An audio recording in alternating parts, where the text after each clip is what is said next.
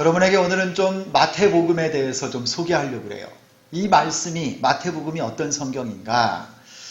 먼저는 여러분, 이 마태복음은요, 신약성경의 첫 번째 책이죠. 우리 PPT를 넘겨주세요. 첫 번째 복음서고요. 성경에는요, 신약성경에는 복음서가 4권이나 있습니다.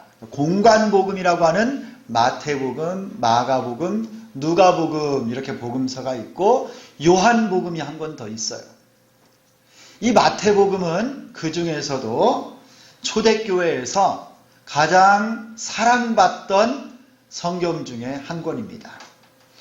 이 마태복음의 내용을 한마디로 요약하라고 하면 왕이신 예수 그리스도의 하나님 나라의 복음이다, 이렇게 할 수 있어요. 한번 따라서 하겠습니다. 왕이신 예수 그리스도의 하나님 나라의 복음. 예수님이 이 땅에 왕으로 오셨는데요, 하나님 나라의 왕으로 이 땅에 임하셨고, 예수님이 이 땅에 살면서 또 가르치시면서 행하셨던 모든 하나님 나라의 복음을 요약적으로 보여주신 말씀이 바로 이 마태복음이에요. 이 마태복음의 저자는 여러분 레위 마태입니다.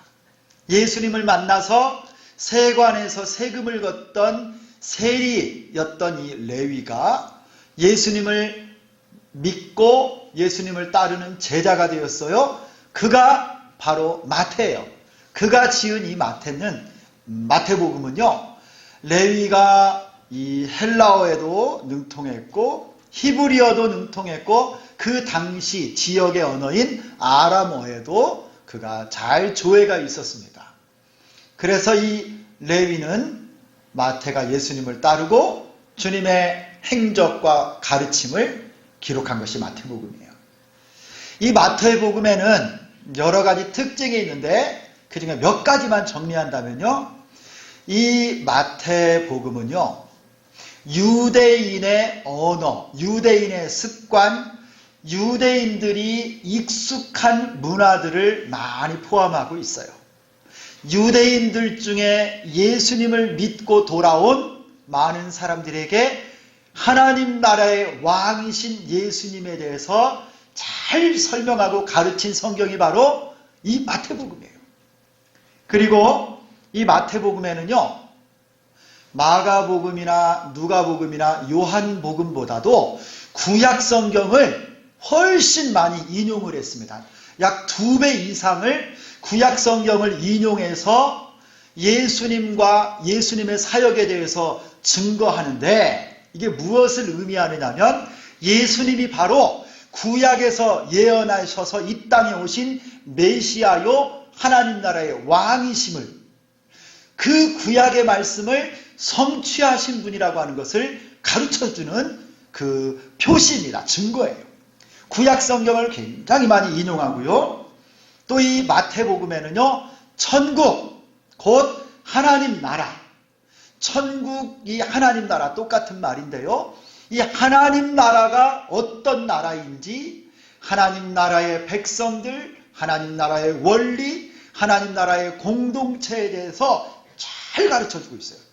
그리고 이 마태복음은 제자의 도리, 그리고 교회가 무엇인지를 전체 마태복음의 전반에 걸쳐서 제자도와 하나님의 백성들의 공동체, 교회가 무엇인지에 대해서 잘 가르쳐주고 있습니다.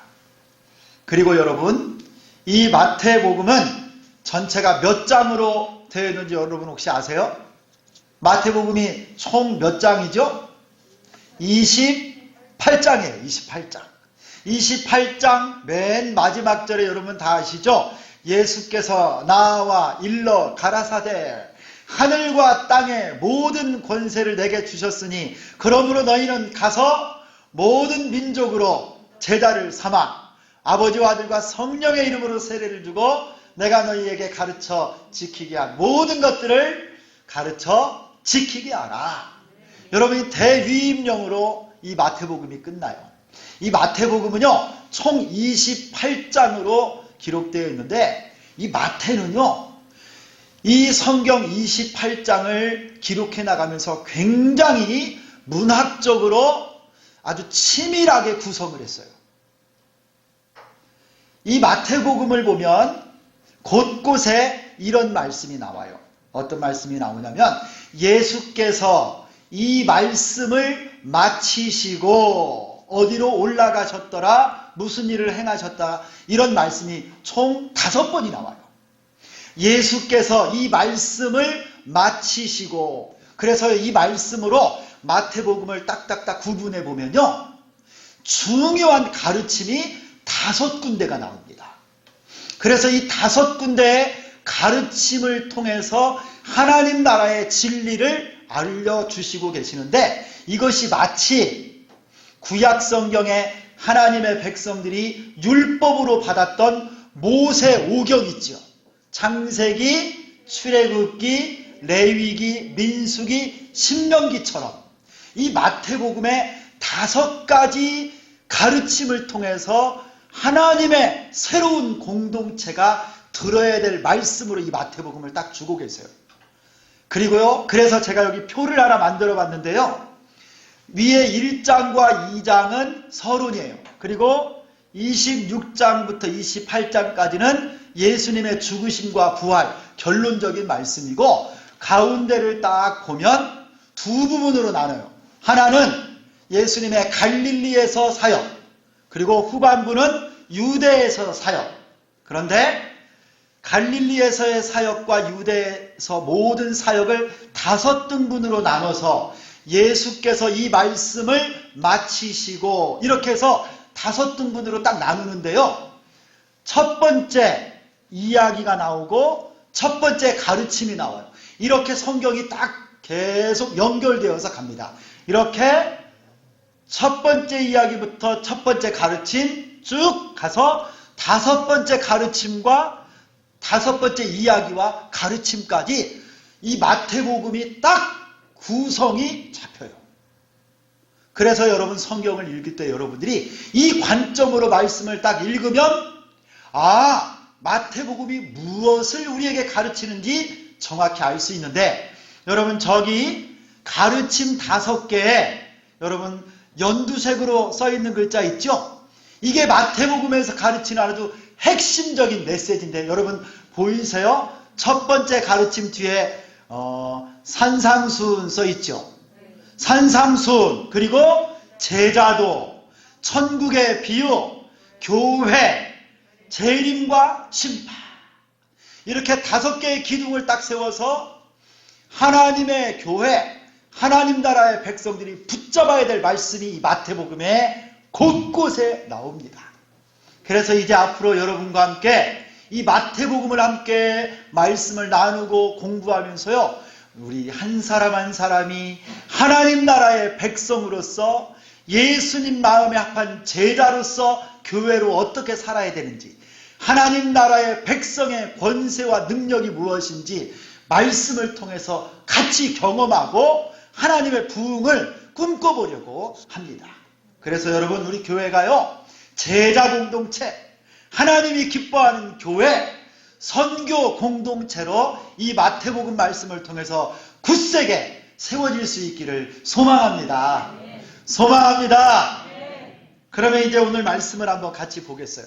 오늘 말씀은요, 이 마태복음 1장 1절부터 17절까지인데 여기에 뭐가 나오냐면요, 예수님의 족보가 나와요. 예수님의 족보, 예수님의 계보가 나오는데, 그동안 우리가 여러분 성경을 여러분 많이 읽어봤지만 성경 읽는 게 쉬운 게 아니에요. 마태복음을 딱 펴면 이름도 생소한 사람들 막 누가 누구를 낳고 막 또 낳고 조금 있다 또 낳고 막 그래가지고 52명을 낳아요. 여기 족보에 딱 걸려가지고 못 건너가. 장애물처럼. 아이고, 내가 이거를 읽어야 되나, 내가 이 족보가 나에게 무슨 상관인지 모르겠다, 이런 느낌을 딱 받는데, 여러분 우리가 지쳐요. 따분하기도 해요. 그런데 여러분, 이 족보에는요, 예수님의 계보에는 놀라운 비밀이 담겨 있어요.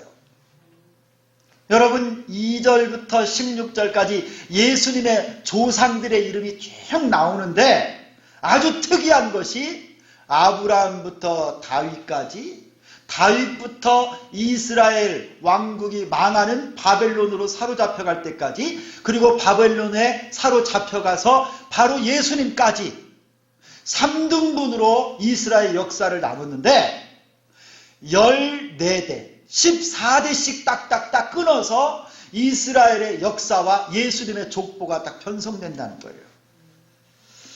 왜 이렇게 여러분 이 예수님의 족보가 마태복음의 서두에 소개될까요? 여러분, 이 족보는요, 이스라엘 백성들에게 있어서는요, 그들의 기원을 밝혀주는 아주 중요한 명단입니다. 그들이 어디에서부터 출발했고 무엇을 했으며 지금까지 그들이 살고 있는 이 땅과 자손, 그들의 정체성이 무엇인지를 알려주는 것이 이 족보예요. 그래서 여러분, 오늘 이 마태복음의 1장 서두에 있는 이 예수님의 족보를 통해서 우리는 무엇을 알 수 있느냐? 예수님이 누구이신지를 알 수 있는 거예요. 그 핵심 구절이 뭐냐? 1절이에요. 1절. 우리 1절을 다 같이 한번 읽도록 하겠습니다. 1절 말씀. 자, 시작. 아브라함과 다윗의 자손 예수 그리스도의 계보라. 여러분, 오늘 이 예수님의 족보에서 예수님이 어떤 분이시냐고 첫 번째 말씀하느냐면요, 예수님은 아브라함의 자손이다 그래요. 아브라함의 자손. 한번 따라서 하겠습니다. 예수님은 아브라함의 자손입니다. 여러분, 이 사실이 왜 이렇게 중요할까요? 여러분, 유대인들은요, 아브라함을 그들의 조상이라고 생각해요. 그들의 믿음의 조상일 뿐만 아니라 그들의 민족의 출발이 아브라함부터 출발했다라고 믿고 있어요. 그래서 이 구약의 창세기 12장 1절을 보면 여호와 하나님께서 아브라함을 우상의 땅 갈대아 우르와 저 어둠의 땅 하란에서 불러서 그를 믿음의 사람으로 불러내는 장면이 있어요. 그 말씀이 창세기 12장 1절에서 3절인데 여러분, 아주 중요한 말씀이에요. 이 말씀을 우리 한번 같이 읽도록 하겠습니다. 오늘 말씀하고 연결이 돼요.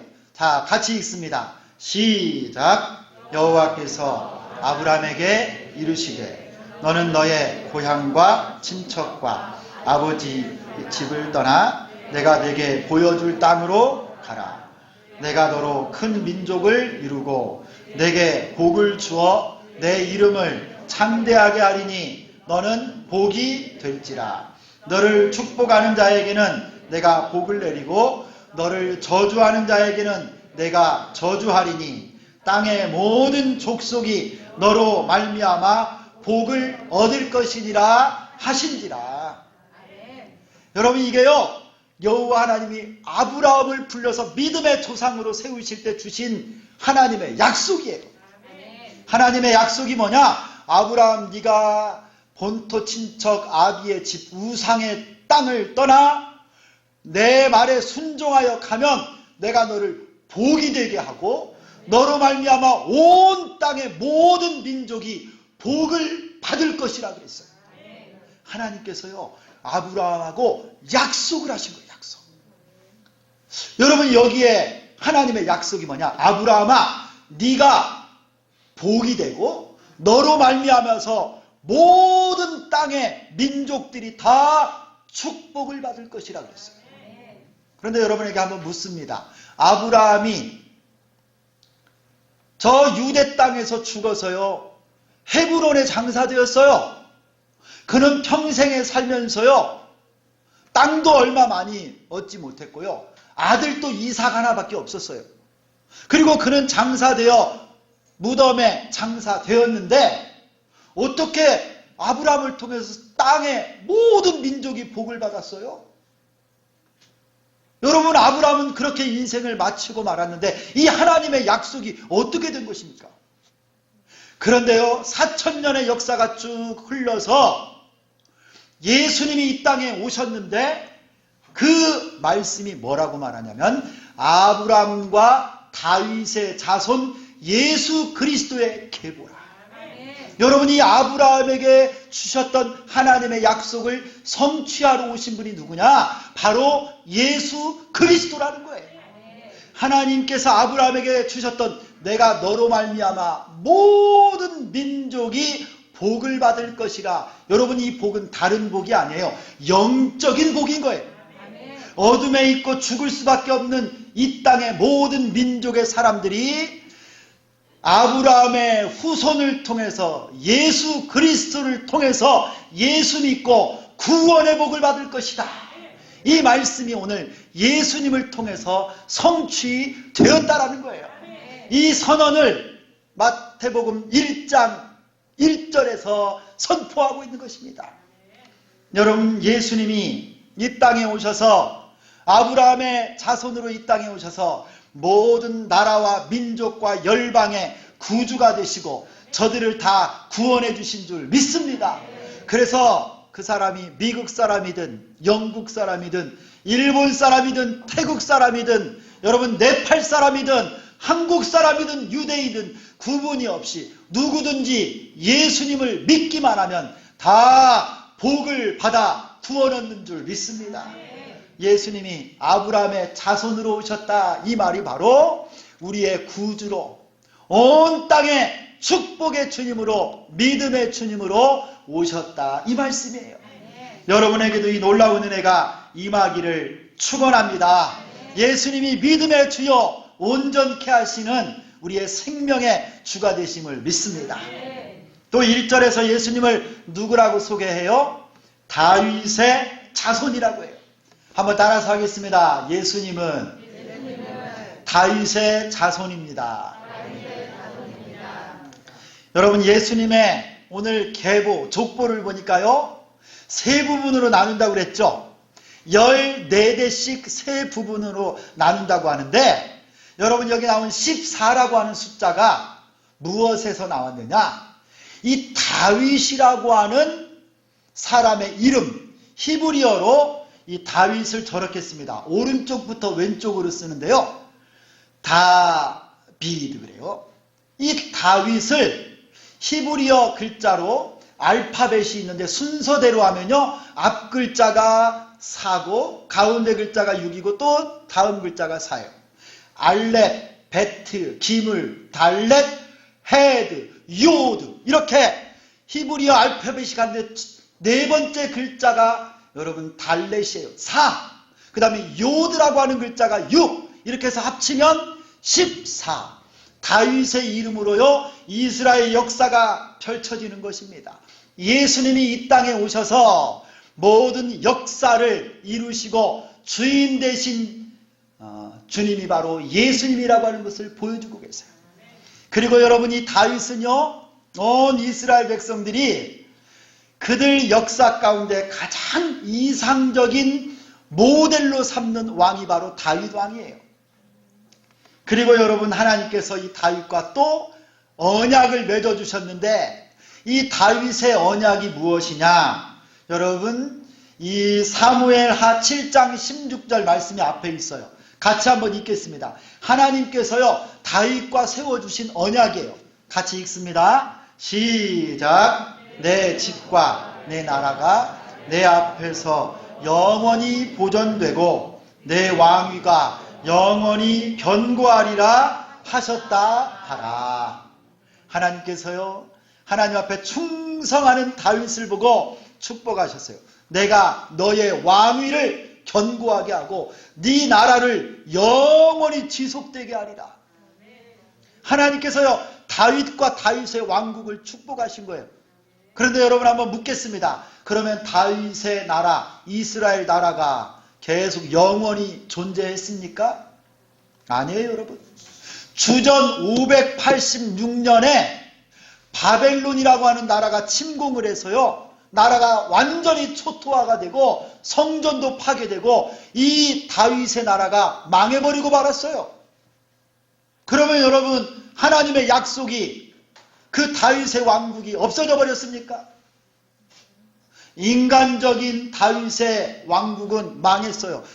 그러나 다윗의 자손으로 오신 예수님이 오셔서 이 땅에 영적인 하나님의 나라, 다윗의 나라를 세우시고 완성하신 줄 믿습니다.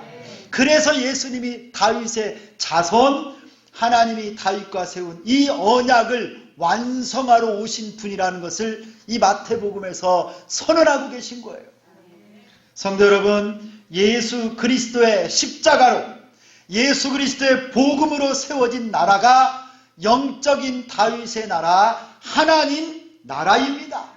이 나라는 칼이나 창이나 무기로 세워지는 게 아니라 십자가와 예수의 복음으로 세워진 나라가 바로 하나님 나라예요. 여러분, 예수님이 다윗의 자손이고 하나님이 언약하신 그 나라를 예수님을 통해서 완성하시고 이루어 주신 줄 믿습니다. 성도 여러분, 예수님을 여러분의 왕으로 모시고 여러분 한 분 한 분이 주님의 온전한 다스리심을 받는 하나님 나라 백성 되기를 축원합니다. 여러분, 우리가 누구를 나의 왕으로 모시고 사느냐가 얼마나 중요한지 몰라요.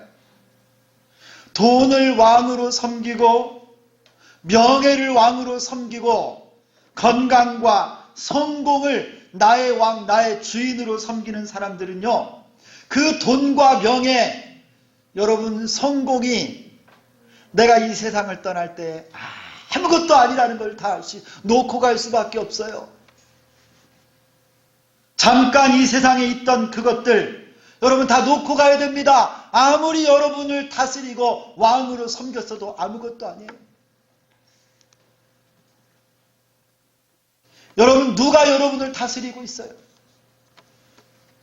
여러분, 지난 주 중에 러시아가 우크라이나를 침공했어요.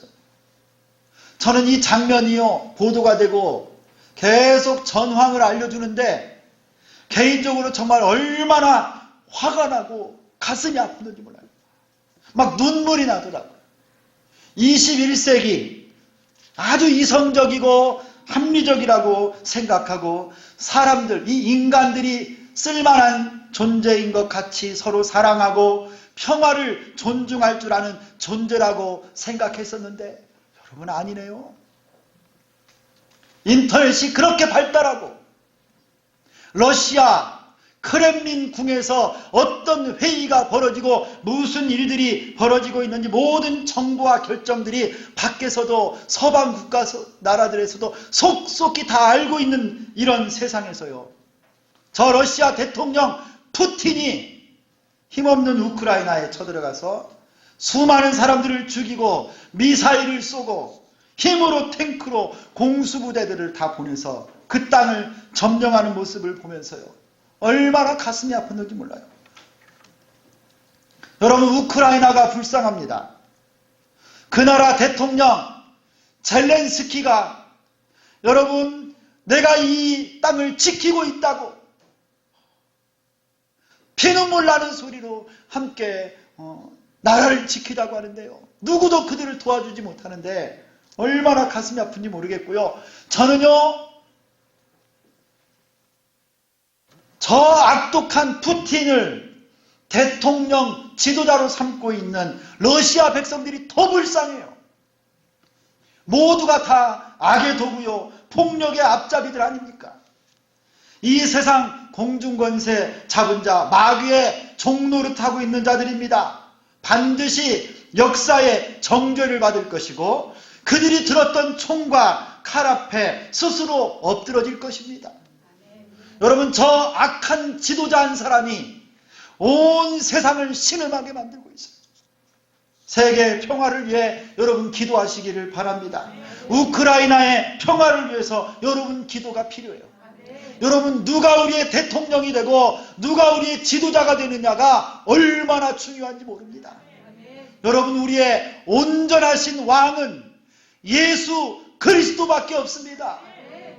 우리는 예수 그리스도를 나의 구주와 주님으로 믿고 천국 백성이 되었습니다.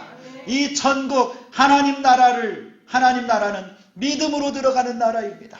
여러분 모두가 다 예수님을 나의 왕으로 영접하고 모셔들어 천국 백성 될 수 있기를 소망합니다. 여러분 이 계보에 아주 특별한 사람들이 나와요. 이 사람들은요 몇몇의 여자들입니다. 오늘 이 예수님의 계보에 5명의 여인들이 나오는데요. 다말이라고 하는 사람, 라합과 룻과 우리아의 아내와 마리아가 나오는데요. 이 사람들은 전부 다가 이방 여인들이에요. 이방 여인. 소외되고 손가락질 받던 사람들이고요. 그 사람들은 가정이 정상적이지 않았어요.